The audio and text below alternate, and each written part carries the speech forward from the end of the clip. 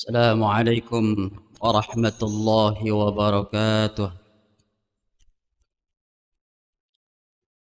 الحمد لله والصلاة والسلام على سيدنا محمد بن عبد الله وعلى آله وصحبه ثم والاه. أما بعد فقد قال الله تعالى في القرآن الكريم: أعوذ بالله من الشيطان الرجيم. بسم الله الرحمن الرحيم. سبحانك لا علم لنا إلا ما علمتنا إنك أنت العليم الحكيم. وقال النبي صلى الله عليه وسلم: كلكم راع وكلكم مسؤول عن رعيته، أو كما قال النبي صلى الله عليه وسلم. حضرة المكرم والمحترم, para asatidah, para hujjaj, para jamaah sekalian, baik kaum bapak maupun kaum ibu yang dirahmati Allah Subhanahu wa taala. Bil khusus yang kita hormati dan kita muliakan imam tetap kita Masjid Asy-Syafi'iyah Al-Barakah Asy-Syafi'iyah, Al-Ustadz Al-Mukarram Al-Ustadz Haji Ahmad Fudhali, matanallah fi tuli hayati, serta para jamaah sekalian, kaum bapak dan juga kaum ibu yang mohon maaf, seribu maaf, namanya nggak dapat disebutkan satu persatu, begitu juga gelar dan pangkatnya. Namun mudah-mudahan tidak mengurangi rasa hormat dan ta'zim al-fakir kepada para orang tua, para hajah dan juga para haji sekalian. Mudah-mudahan kita semua ditakdirkan oleh Allah Subhanahu wa taala sebagai hamba Allah yang bersyukur kepadanya. Amin ya rabbal alamin. Alhamdulillah, dalam kesempatan kali ini saya Al-Fakir Andriansyah sebenarnya hanya ditugaskan oleh gurunda Al-Ustadz Haji Abdul Ghafur MA. Beliau memberikan amanah kepada saya untuk mengisi pada kesempatan kali ini, tentu saja dengan disertai penuh barangkali ketidakcukupan ilmu dan pengetahuan saya. Mohon dimaklum kepada para jamaah sekalian apabila dalam penyampaiannya nanti tidak begitu sesuai dengan yang diharapkan. Namun demikian, perjumpaan kita atau pertemuan kita pada pagi hari ini tentu saja adalah atas iradah dan takdir Allah Subhanahu wa taala. Sekali lagi mudah-mudahan amaliyah kita diqabul oleh Allah Subhanahu wa taala. Amin ya rabbal alamin. Salawat dan salam senantiasa terlimpah curah kepada baginda Rasulullah sallallahu alaihi wasallam, kepada keluarga beliau, para sahabat beliau, dan utamanya adalah para istri beliau dan putra juga putri beliau, dan para pengikut setia beliau sampai akhir zaman. Mudah-mudahan kita pun tergolong daripada umat beliau yang kelak mendapatkan syafatul uzma beliau di yaumil qiyamah. Amin ya rabbal alamin. Ma'asyiral majlisin rahimakumullah, izinkan saya pada kesempatan kali ini menyampaikan satu hadis yang berkenaan dengan kepemimpinan. Barangkali ini agak relevan dengan situasi dan kondisi saat ini. Meskipun nggak hanya sekarang dari zaman dulu sampai barangkali yang akan datang pun, yang namanya kepemimpinan ini nggak habis-habis dikupas, termasuk dibahas juga dalam agama kita, dan juga banyak sekali petunjuk Nabi kita Muhammad sallallahu alaihi wasallam mengenai hal ini. Saya akan lebih spesifik atau lebih khusus membahas kepemimpinan ini dari segi bagaimana sesungguhnya satu jabatan itu bagi seorang muslim. Namun sebelum itu, mari untuk keberkahan taklim kita pada pagi hari ini kita baca suratul Fatihah. Mudah-mudahan Fatihah yang kita baca ini lebih khusus pahalanya ziyadah Fatihah ini kita hadiahkan, dan juga ya kita sampaikan sebagai tawasul dengan amal soleh, mobil khusus untuk para guru-guru kita, mobil khusus ya muassis daripada Yayasan As-Safiyah ini, Al-Maghfurlah almarhum Kiai Haji Fuadi Ahmad, dan juga yang lain-lain tentu saja. Mudah-mudahan Allah Subhanahu wa taala ampuni segala dosa dan kesalahan mereka semuanya, dan Allah jadikan kuburnya radah min riyadil jannah. Juga kita jadikan Fatihah kita, mudah-mudahan ya Allah jadikan keluarga kita keluarga yang sakinah, mawaddah warahmah. Anak-anak kita Allah takdirkan sebagai anak-anak yang soleh dan solehah. Masyarakat kita masyarakat yang aman, tentram, damai, makmur, dan juga penuh keadilan. Begitu juga bangsa dan negara kita dengan harapan yang sama. Mudah-mudahan ya dalam tahun-tahun mendatang yang barangkali ya agak rawan begitu ya, yang mudah-mudahan Allah takdirkan tidak ada satu apapun yang terjadi yang dapat mendatangkan mafsadat dan mudarat kepada kita semua. Ala hadhihi niyyah wa ala kulli niyatin salihah ala hadatin Nabi Mustafa Muhammadin sallallahu alaihi wasallam bi tilka niyyah al-Fatihah. A'udzu billahi minasyaitonir rajim. Bismillahirrahmanirrahim. Alhamdulillahi rabbil alamin arrahmanir rahim maliki yaumiddin. Iyyaka na'budu wa iyyaka nasta'in ihdinas siratal mustaqim. صراط الذين أنعمت عليهم غير المغضوب عليهم ولا الضالين آمين. Para jamaah sekalian, ya sebagaimana kita tahu baginda Rasulullah sallallahu alaihi wasallam dalam sebuah hadis beliau menyebutkan ya, saya atraful hadisnya aja sebut ya, potongan atau penggalan hadisnya. Baginda Rasulullah sallallahu alaihi wasallam bersabda, kullukum ra'in wa kullukum mas'ulun an ra'iyati, bahwa sesungguhnya kalian adalah semuanya pemimpin dan kelak kita akan ditanya oleh Allah Subhanahu wa taala bagaimana kita memimpin ya, apa saja yang kita pimpin. Seorang kepala keluarga tentu akan ditanya bagaimana memimpin keluarganya. Seorang kepala rumah tangga ya, kita suka membedakan kalau kepala keluarga itu identik dengan ayah. Tapi kalau kepala rumah tangga itu biasanya yang dimaksud adalah ibu begitu ya. Itu lazimnya biasanya begitu. Meskipun kita tahu rukun tetangga itu apa? Biasanya Pak RT begitu ya.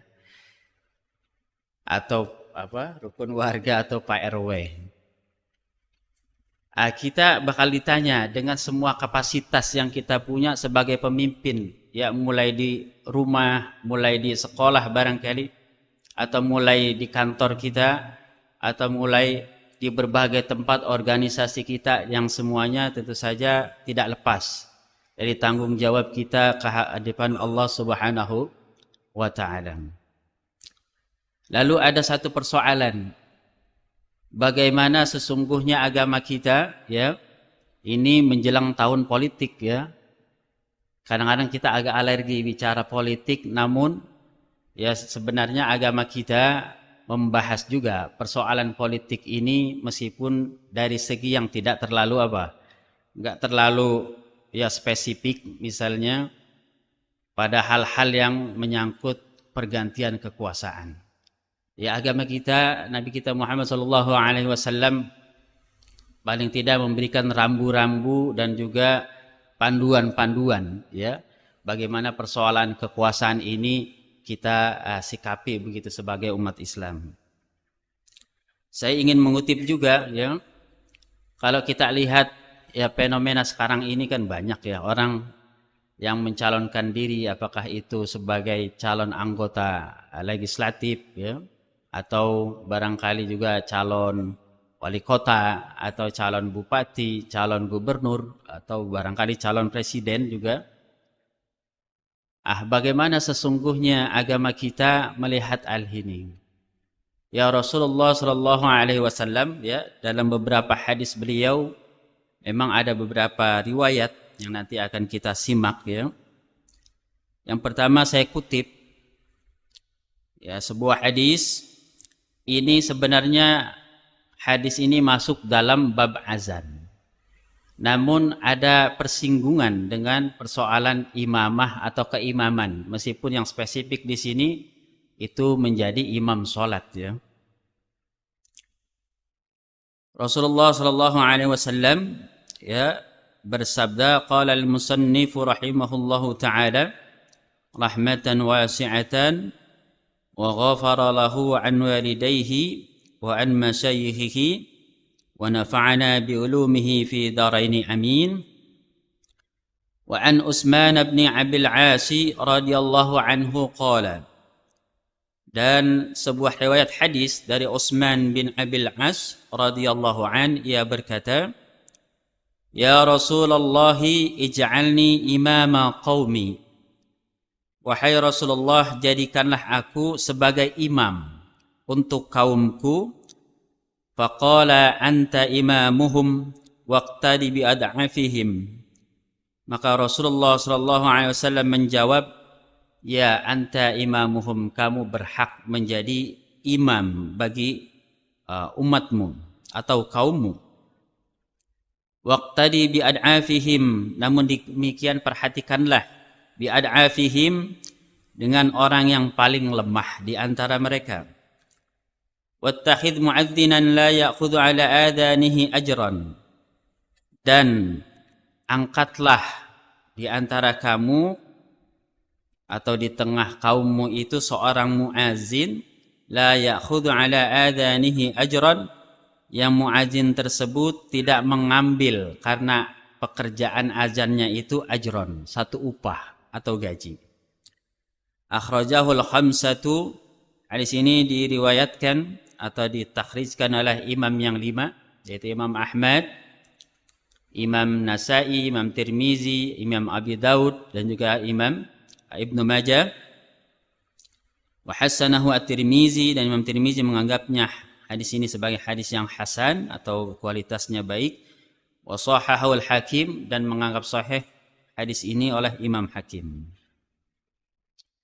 Kalau kita lihat hadis ini, ada seorang yang namanya Utsman bin Abil As, yaitu Utsman bin Abil As. Beliau adalah sahabat Rasulullah sallallahu alaihi wasallam yang masuk Islamnya belakangan. Beliau masuk Islam itu kurang lebih pada tahun 9 Hijriah atau setelah terjadinya Fathu Makkah pada tahun 8 Hijriah. Kita tahu Fathu Makkah adalah kembalinya Rasulullah sallallahu alaihi wasallam ke tanah air yang beliau sangat cintai, yaitu Makkatul Mukarramah, yang beliau harus terpaksa meninggalkannya dalam peristiwa hijrah. Namun pada tahun 8 Hijriah beliau dapat kembali dalam satu peristiwa yang disebut dengan Fathu Makkah atau pembebasan kota Mekah, yang kemudian peristiwa itu dikenang sebagai peristiwa yang begitu agung, peristiwa yang begitu besar. Kenapa demikian? Karena selayaknya umumnya begitu zaman dulu tradisinya orang kalau menaklukkan satu kota itu pasti banjir darah. Namun yang dilakukan oleh Rasulullah SAW tidak demikian. Beliau memberikan amnesti, katakanlah begitu amnesti umum. Kepada siapa? Kepada seluruh kaum musyrik Mekah ketika beliau kembali membebaskan kota Mekah. Tidak ada darah yang tertumpah, kecuali hanya memang ada insiden beberapa sedikit, yang itu kalau dihitung minor saja, kecil saja. Namun beliau katakan, barang siapa masuk Masjidil Haram maka dia aman, barang siapa masuk rumah Abi Sufyan maka aman. Dan waktu itu enggak dipaksa orang Mekah itu langsung ayo masuk Islam. Enggak langsung dipaksa. Karena beliau jamin yang masuk rumah Abi Sufyan pun aman begitu Artinya ada pengampunan umum, padahal sebelumnya yang dialami oleh sahabat Rasulullah SAW dan Rasulullah sendiri itu luar biasa Ketika harus hijrah dari kota Mekah ke kota Madinah Al-Munawwarah, ya beliau harus tinggalkan rumah, tinggalkan tanah, tinggalkan harta benda dan lain sebagainya, yang kemudian itu ya ada yang dirampas oleh para kaum musyrik Mekah. Bahkan sebelum itu banyak sahabat yang disiksa. Namun begitu dapat ya membuka Mekah, membebaskan kota Mekah, balasan yang diberikan oleh Rasulullah SAW adalah pengampunan kepada orang-orang yang pernah menyakiti, ya bukan hanya hati dan perasaan, namun juga fisik, ya Rasulullah SAW. Kembali kepada sahabat Utsman bin Abil As, ya beliau masuk Islam setelah hijrah atau setelah masa hijrah Rasulullah SAW, atau setelah Fathu Mekah lebih tepatnya pada tahun 9 Hijriah. Beliau adalah penduduk Taif. Yang kita tahu sama halnya yang dialami oleh Rasulullah SAW waktu di Mekah, penduduk Taif pun pernah melakukan hal serupa yang tidak mengenakan kepada Rasulullah SAW. Ketika beliau sebelum hijrah ke Madinah, 3 tahun sebelumnya kurang lebih, beliau kan coba ya hijrah ke kota Taif. Namun upaya hijrah ini menemui apa? Kegagalan. Kenapa? Karena penduduk Taif waktu itu tidak menyambut baik. Dan Rasulullah berharap ketika itu, kalaulah ya penduduk Taif waktu itu tidak mau menerima dakwah Rasulullah, barangkali nanti anak keturunannya bakal menerima dakwah Rasulullah Shallallahu Alaihi Wasallam. Jadi 3 tahun sebelum hijrah, kurang lebih ya, Rasulullah ke Taif namun gagal. Tapi pada tahun ya 9 Hijriah, ya setelah itu kurang lebih berapa berarti? 12 tahun setelahnya ya, atau 13 tahun. Penduduk Taif ini enggak punya pilihan untuk menerima ajaran agama Islam. Kenapa enggak punya pilihan? Setelah peristiwa Fathu Mekah atau pembebasan kota Mekah, suku-suku Quraisy ya berbondong-bondong masuk Islam. Ya waktu itu masuk Islamnya macam-macam ya. Ada yang karena memang betul iman ya kepada Allah dan Rasulnya. Ada juga yang memang karena motif duniawi, ya ada juga ya.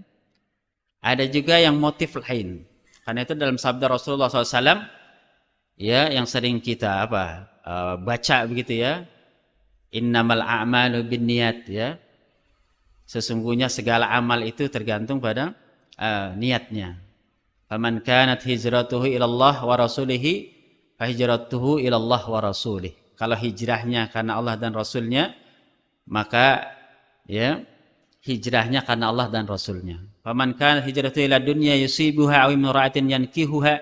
Tapi kalau hijrahnya karena apa? Perempuan yang ia ingin nikahi ya, atau dunia yang ingin ia capai, maka ya dia akan dapat. Memang akan dapat yang demikian itu. Namun niat kepada Allah dan Rasulnya dia tidak akan dapat. Begitupun setelah Fathu Mekah, seperti misalnya ya Abu Sufyan yang begitu awalnya memusuhi baginda Rasulullah SAW, akhirnya memang apa? Masuk Islam. Ya barangkali awalnya memang apa? Karena motif apa? Saya ini pembesar di kota Mekah. Setelah bergantinya kekuasaan, kalau saya nggak ikut masuk Islam, maka di mana posisi saya? Bisa terlempar dari percaturan apa? Pembesar Mekah. Namun kalau saya masuk Islam, maka paling tidak saya yang tadinya di masa jahiliyah pembesar Mekah, begitupun dalam Islam tetap menjadi pembesar Mekah. Dan itu dialami oleh sahabat Abu Sufyan yang sebelumnya memang memusuhi baginda Rasulullah SAW paling terdepan. Tapi begitu Fathu Mekah, ya masuk Islam, ya awalnya memang karena apa? Kekuasaan. Namun ya kita tahu dalam sejarah kemudian ya sahabat Abu Sufyan ini juga ya jasanya juga sangat besar untuk perkembangan Islam selanjutnya. Nah inilah ya Setelah peristiwa Fathu Mekah itu, tahun 9 Hijriah itu, penduduk Taif nggak punya pilihan. Karena suku-suku Quraisy dan juga suku-suku sekitar Mekah semuanya masuk Islam. Tinggal kemudian penduduk Taif bagaimana nih kira-kira kami ini? Awalnya mereka istilahnya kalau zaman ada istilah Jawa itu tiji tibeh ya, mati siji mati kabeh. Ya udah, kalau misalnya mau diserang kami akan sampai titik darah penghabisan mau melawan. Awalnya begitu. Ada salah satu penduduk Taif ya yang bernama Urwah, awalnya masuk Islam kepada Rasulullah. Maka minta izin, ya Rasulullah, saya sampaikan kepada kaum saya ya, Bani Saqif ya. Ya Bani Saqif ini awalnya ya setelah Fathu Makkah masih kekeh ingin melawan kaum muslim. Nah, Urwah ini masuk Islam kemudian menawarkan diri kepada Rasulullah, saya ingin mengajak kaum saya untuk masuk Islam. Namun apa yang terjadi ya, Urwah ini pulang kampung tapi sampai di kampungnya dihujani hujan panah. Inna lillahi wa inna ilaihi rajiun. Setelah ada peristiwa itu, maka tentu saja Rasulullah SAW nggak tinggal diam. Ya. Buatlah satu situasi politik ya, yang kemudian penduduk Taif ini merasa merasa gimana kita membuka front kepada umat Islam yang kekuatannya saat ini sangat besar, gitu ya. Akhirnya setelah berunding ya di antara kaumnya itu, maka mereka mengutuslah 6 orang ya untuk menghadap Rasulullah SAW. Ya, termasuk di antaranya adalah pembawa hadis ini, yaitu Utsman bin Abil As. Saat itu usianya baru 9 tahun. Baru 9 tahun saat itu usianya. Maka 6 orang ini kemudian ke kota Madinah menemui Rasulullah SAW. Ya, berhari-hari 6 orang ini ya dibuatkan tenda ya di dekat Masjid Nabawi oleh Rasulullah SAW. Jadi berhari-hari 6 orang ini memperhatikan. Biasanya selepas salat Isya berdialog dengan Rasulullah SAW. Bergantian ya, kadang-kadang ya rame-rame, kadang-kadang bergantian. Untuk melihat dari dekat gimana sih nih keseharian umat Islam itu seperti apa sih begitu. Jadi Rasulullah nggak langsung maksain untuk langsung meluk Islam, tapi coba kenali Islam terlebih dahulu, seperti itu. Termasuk Utsman bin As ini, dia suka berdialog kepada Rasulullah SAW ketika yang para orang tua, yang 5 orang itu istirahat. Beliau ya secara mandiri ya mutolaah istilahnya, konsultasi kepada Rasulullah tentang agama Islam, bertanya macam-macam. Setelah itulah ya ke-6 orang ini mantap ya untuk memeluk agama Islam. Ketika mereka di antara 6 orang ini ragu, maka ya Utsman bin As tampil. Beliau katakan kalau kalian ya yang setelah masuk Islam ini kemudian ragu dengan ajaran Islam ini, apakah kalian mau jadi orang Islam yang terakhir masuk Islam namun yang paling dulu ya murtad kepada Rasulullah sallallahu alaihi wasallam atau murtad dari agama Islam? Dan memang peristiwa ini terjadi ya sepeninggal Rasulullah sallallahu alaihi wasallam. Jadi memang banyak ya sepeninggal Rasulullah itu ada namanya zaman ada Ghazwatur Riddah ya, peperangan untuk memerangi orang-orang yang murtad ya. Itu terjadi pada zaman Sayyidina Abu Bakar radhiyallahu taala. Termasuk dialami Bani Saqif itu. Bani Saqif ini ketika Rasulullah SAW meninggal, banyak yang mau kembali ke agama terdahulunya. Maka Utsman bin As ini mengingatkan, apakah kalian mau sebagai umat Islam yang terakhir masuk Islam, namun paling dulu ya murtad dari agama Islam. Diingatkan begitu, Bani Saqif ini kembali kepada kemantapan keimanan kepada Allah Subhanahu wa taala.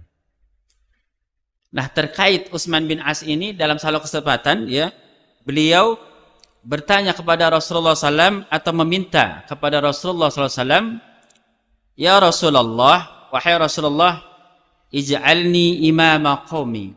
Jadikan aku sebagai imam buat kaumku. Maka Rasulullah SAW mengabulkan.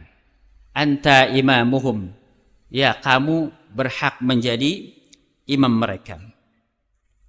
Nah, kalau kita lihat ya, hadis ini mengizinkan kepada kita bahwa kita itu meminta satu posisi. Kita meminta satu, katakanlah jabatan, dalam hal ini menjadi imam.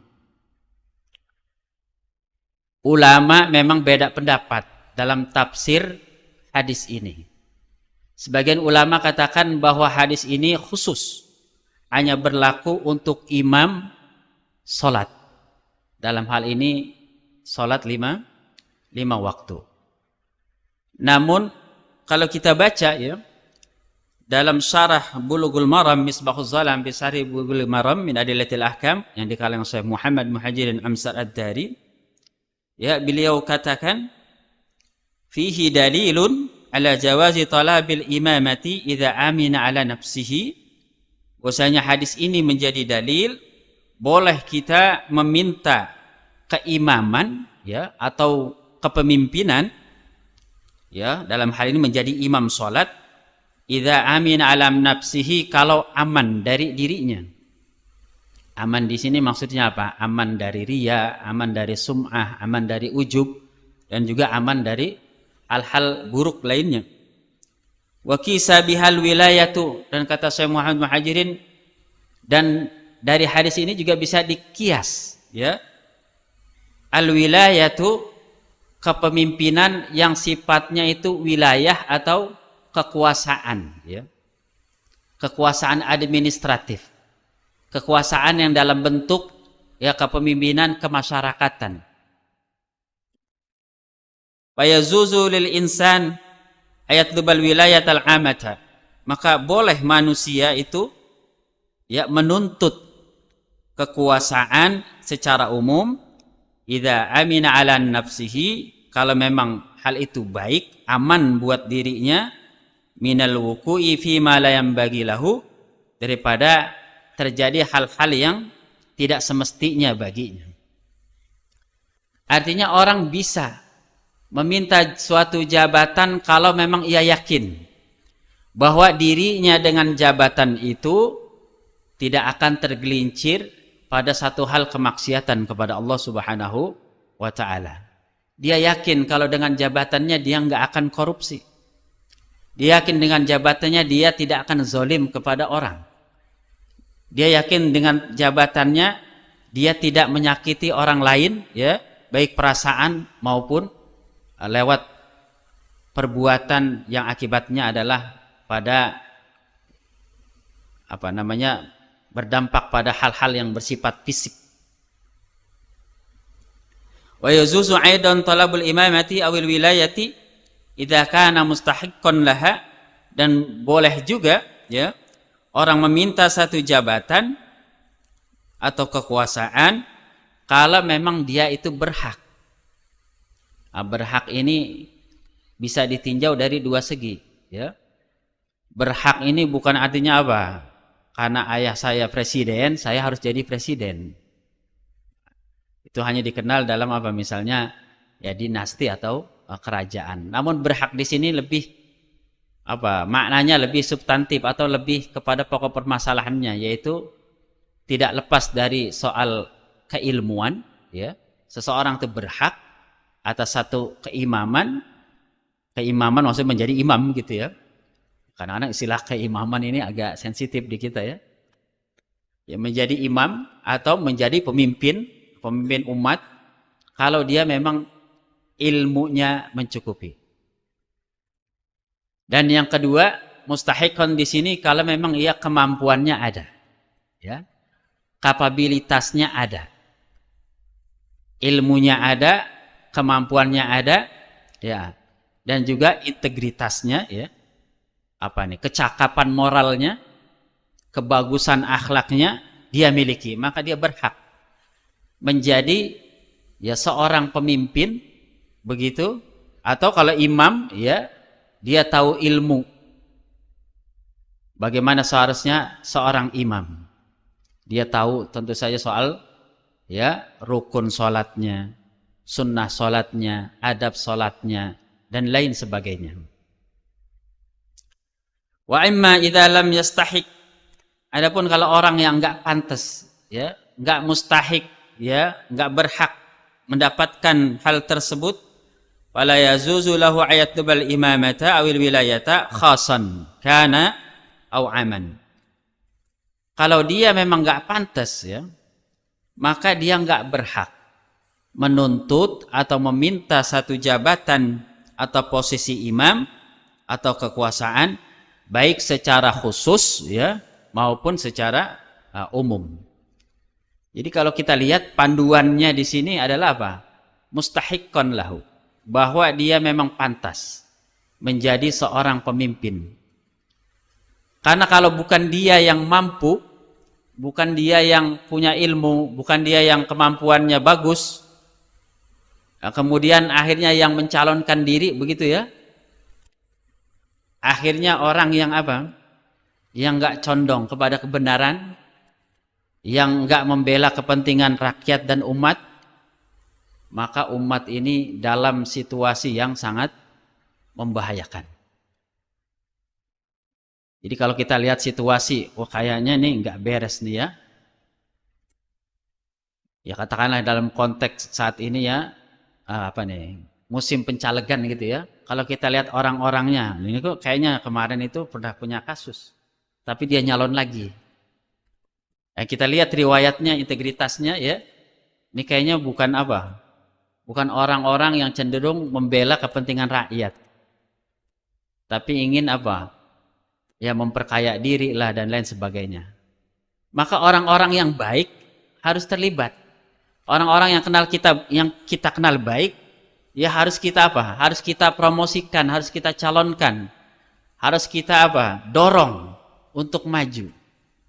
Meskipun memang orang kalau benar itu, ya, apalagi dalam dunia politik, ya, itu jarang, ya, orang yang lurus begitu jarang jarang mau menawarkan diri.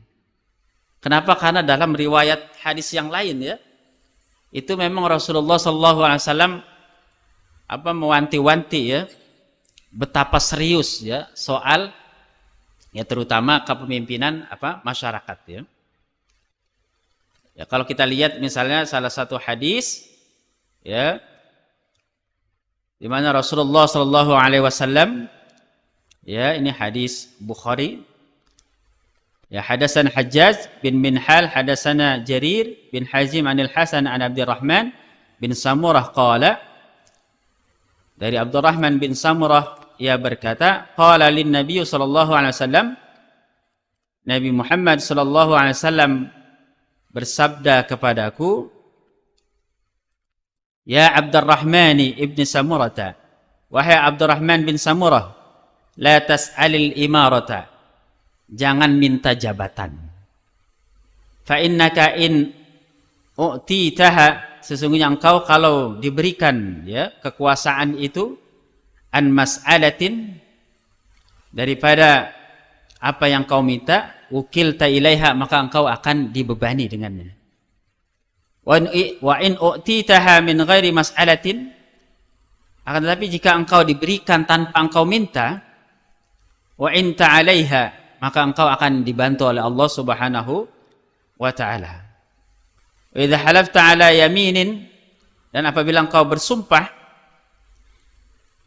untuk mengerjakan sesuatu atau tidak mengerjakan sesuatu, fara'aita ghairaha, kemudian engkau lihat bahwa yang kebalikannya khairan itu lebih baik, minha, darinya, fakafir an yaminika, maka kafir, ya, hapuslah, atau,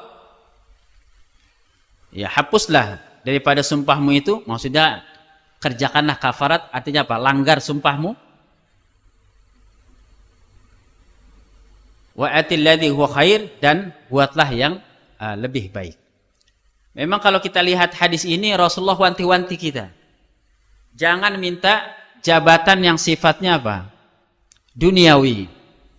Kenapa begitu? Karena jabatan yang sifatnya duniawi ini, kata Rasulullah, kalau kita minta maka kita akan terbebani dengannya. Baik di dunia maupun di akhirat. Tapi kalau jabatan di dunia ini, kalau kita nggak minta, tapi karena didorong orang lain, dicalonkan orang lain, atau karena diangkat oleh masyarakat, maka kata Rasulullah, wa in ta'alaiha, Allah Subhanahu wa taala akan berikan pertolongan kepada kita.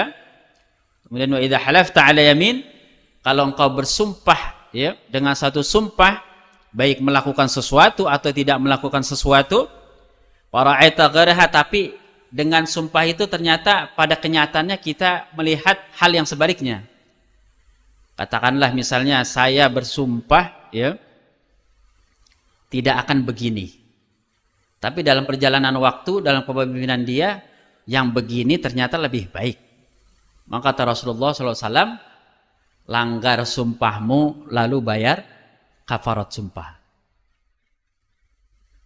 Asli apa? Kemaslahatan umat ya itu harus didahulukan meskipun itu enggak sesuai dengan sumpah kita. Ya banyak misalnya contohnya ya, katakanlah misalnya ada seorang pejabat begitu ya, dia bersumpah saya tidak akan mengangkat anak saya sebagai pejabat. Misal ya, misal. Ini jangan dibayangin kayak yang lain-lain ya. Jangan ya.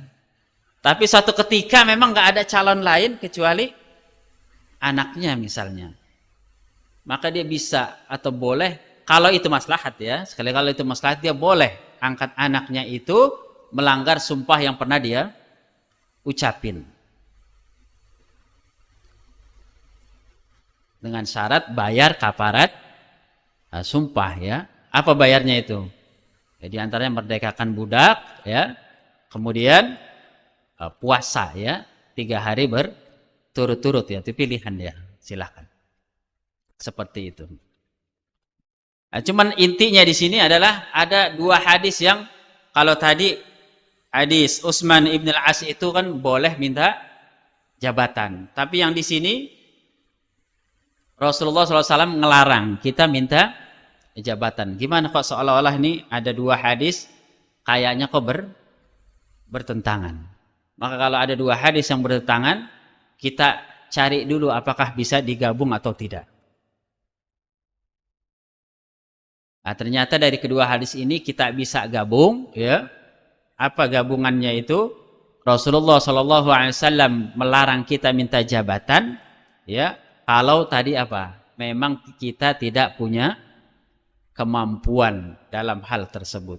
Dan ini Rasulullah katakan kepada Abdurrahman ya bin Samurah, karena memang beliau waktu itu tidak melihat Abdurrahman bin Samurah ini ya, katakanlah waktu itu belum pantas begitu ya menjadi seorang pemimpin begitu. Meskipun pada sejarahnya ya Samurah bin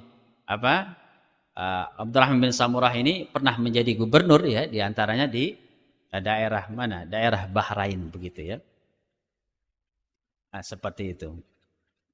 Jadi kalau kita lihat ya dalam syarahnya ketika Abdurrahman bin Samurah dan juga Utsman radhiyallahu an ya, Utsman bin As radhiyallahu an ini meminta sebagai pemimpin, seolah-olah saling bertolak belakang. Padahal sebenarnya intinya adalah kalau kita mau jamak ya, intinya bahwa kepemimpinan itu tentu saja tidak boleh kita minta kalau memang kita tidak punya kapasitas dan juga ilmu, dan juga kita nggak bisa muru'ah menjaga diri kita. Jangan-jangan kita memang lebih baik takdir kita sebagai rakyat, karena kalau jadi pemimpin jangan-jangan nafsu kita gede begitu ya. Artinya apa? Kepemimpinan itu menjadi satu hal yang sangat beresiko buat kita, bukan hanya di dunia namun juga lebih-lebih di akhirat di hadapan mahkamahnya Allah Subhanahu wa taala. Barangkali demikian ya, karena udah bel bunyi ya. Sedikit yang dapat saya sampaikan. Mudah-mudahan ini bisa jadi perenungan buat kita bersama dalam menghadapi ya kenyataan atau hal-hal keseharian yang kita hadapi dalam kehidupan kita sehari-hari. Barangkali kalau ada pertanyaan, kalau bisa saya jawab gitu. Kalau nggak bisa ya barangkali nanti ya tidak akan saya jawab tentu saja. Kalau saya nggak bisa menjawabnya, bisa ditanyakan kepada para guru yang lain. Silakan Bapak. Waalaikumsalam warahmatullahi wabarakatuh.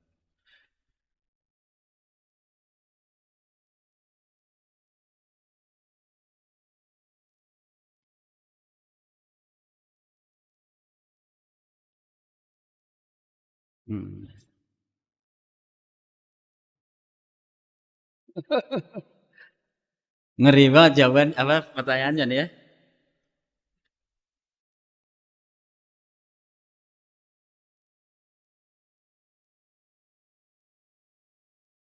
Ini memang itu ya.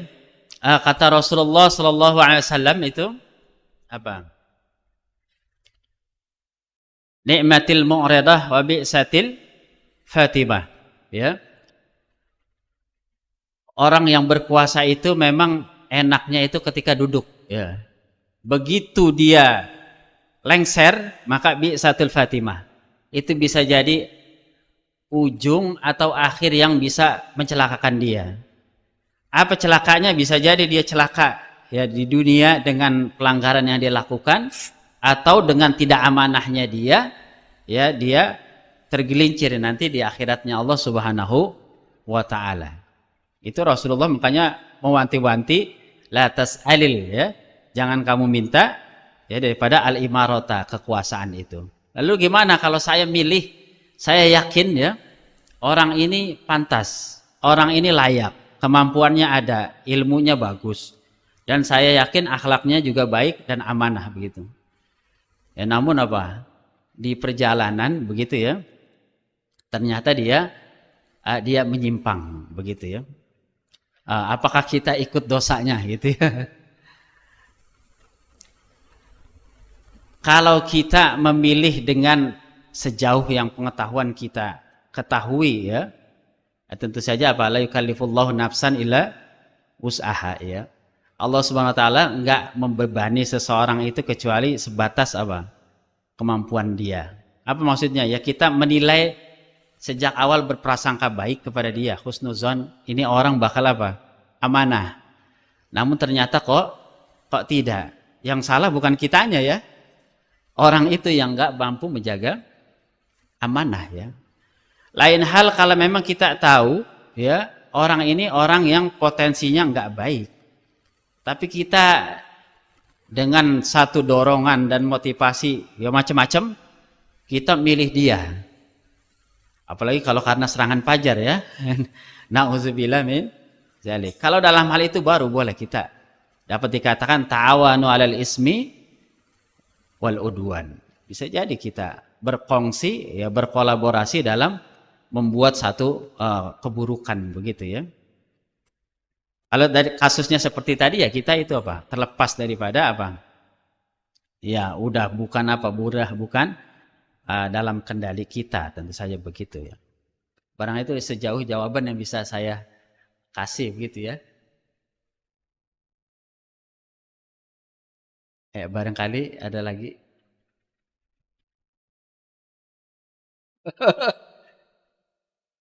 Ya, ya baik Pak Haji.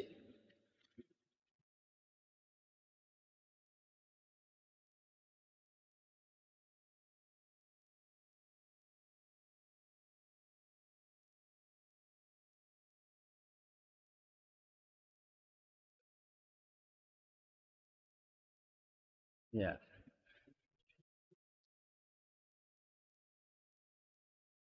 Tentu saja begitu ya.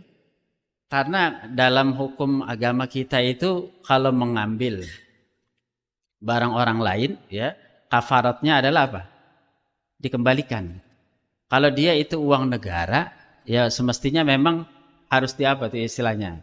Ya dimiskinkan ya, atau sejumlah uang yang dia ambil itu ya dikembalikan kepada negara. Sementara pemilik negara ini karena adalah siapa? Rakyat ya. Ya bentuknya nggak hanya BLT bukan ya. Bisa juga apa yang tadinya uang ini untuk bangun apa? Jembatan, buat bangun jalan, fasilitas umum. Ketika dikorupsi maka nggak maksimal. Tadinya buat biaya BPJS misalnya kesehatan, karena dikorupsi maka biaya kesehatannya nggak tersalurkan dengan baik. Itu makanya apa namanya? Ya rusaknya korupsi itu sebenarnya apa? Lebih dari sekedar maling barang orang ya. Ya kadang-kadang kita berlindung di bahasa korupsi kayaknya keren gitu ya.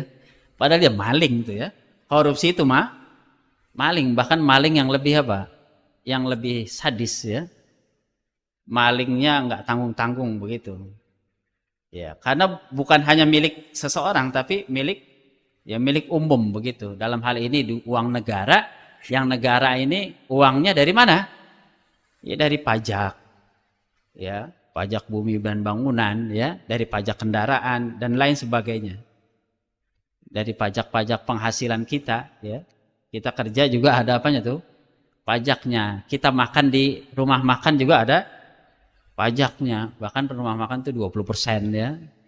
Pajak-pajak situ dikumpulkan sebagai ya uang negara. Nah, soal nasibnya gimana kita bawa alam bisawab. Yang pasti kafaratnya dia harus ya idealnya ya balikin. Harus balikin.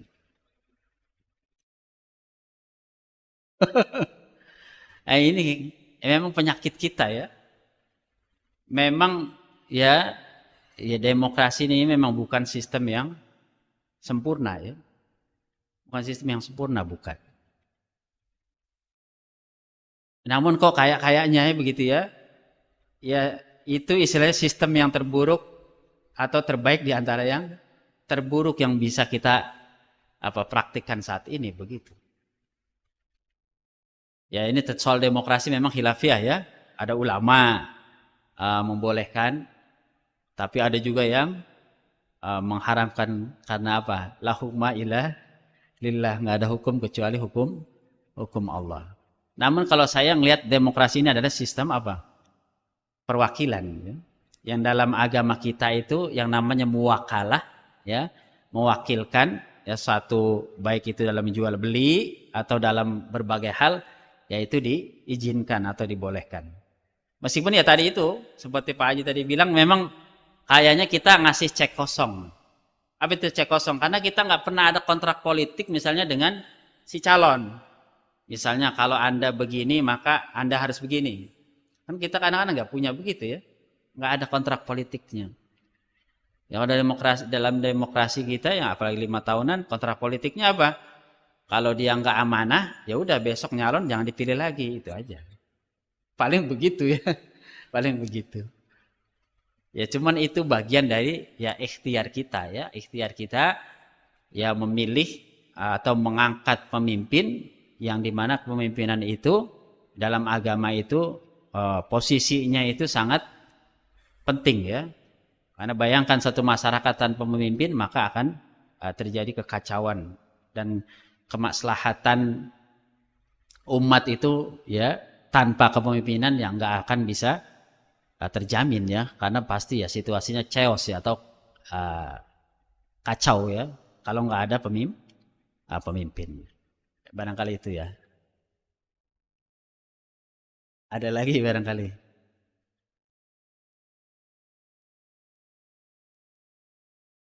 Ya kalau kita ngelihat gimana sih cara kriteria kita pilih pemimpin ya lihat Rasulullah ya. Ya Rasulullah itu punya 4 sifat yang sangat mulia ya. Paling ya pemimpin itu ya harus sidik ya, dia jujur ya. Kemudian amanah ya.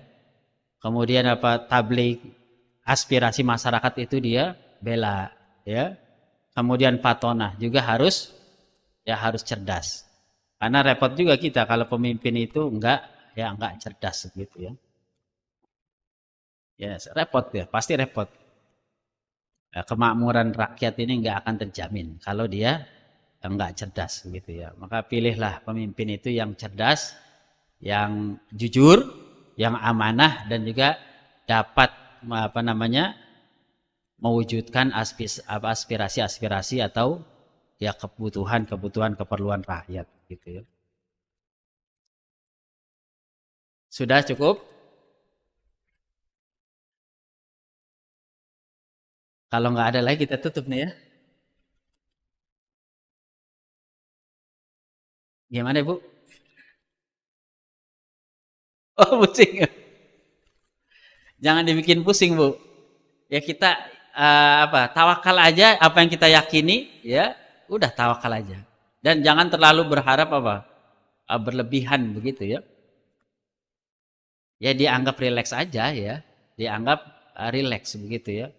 Kalau kita udah ikhtiar, kita melihat ini memang yang bagus begitu ya. Kita melihat ini memang cerdasnya iya, akhlaknya kita lihat iya. Secara zahir ya.